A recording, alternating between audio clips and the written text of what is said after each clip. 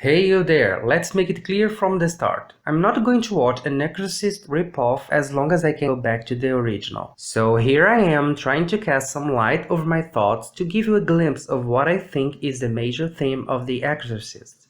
What a challenge. There are so many things happening in this movie that it's hard to pick a single angle to explore. I've also noticed a movie can get in a real mess when it pushes many characters to the viewer, because it means it will have more character arcs to deal with, making it harder for the picture to properly develop a strong theme or idea that will tie all things together. That's not the case with this movie. It has not one, but five. I'll repeat.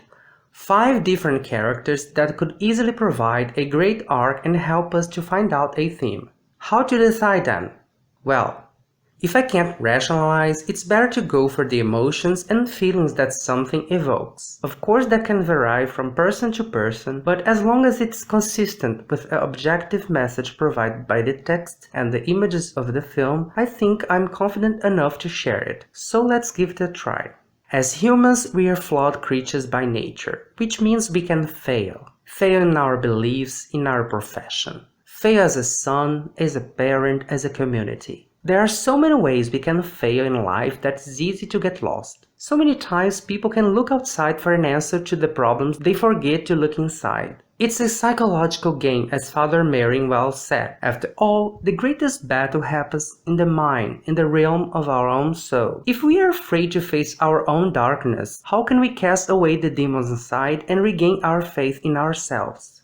So from the beginning of the film, it's clear a colossal battle is going to happen. A battle that will demand from these characters a deep reflection on their current state. Everyone must face the evil within. There's no way out.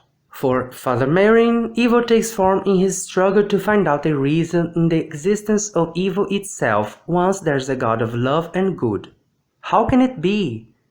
Is there a God after all? Father Damon is lost. He doesn't know his purpose on multiple levels. He's not a good son. He didn't take care of his own mother. He's not a boxer, not a doctor, not a priest. He's not 100% committed with something. He's a restless soul.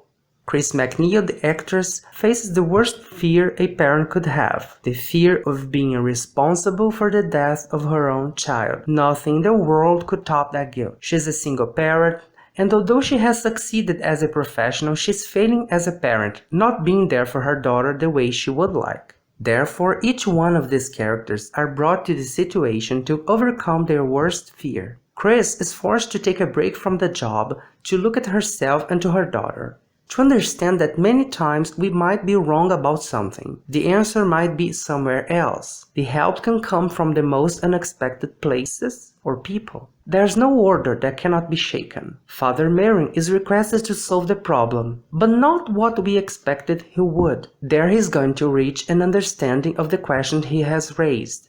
Father Cowers takes place then to redeem his own soul, to finally commit to a mission. So Reagan, a child, a symbol of youth, of promises, can be seen as the future and also our own consciousness. To save her from chaos many times we find ourselves in, we must be brave enough to break free from the inner knots that hold us back. That's why the older self has to die, as we can see in the figure of the old priest. Sacrifice our old version is necessary in order to grow as a human, facing our guilt, mistakes, faults, and also when we forgive ourselves, we free our own soul. By doing those things, we become our real self, a better version. I've also found very interesting to notice these 3 main characters could be easily seen as the 3 aspects of God in Christianism. The Holy Spirit represents the belief, the faith.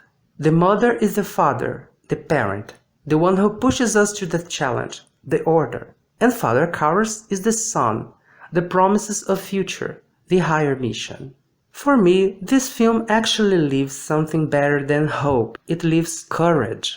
Courage to pull yourself together, don't run away from life. Courage for the battle of facing yourself and casting away the demons inside.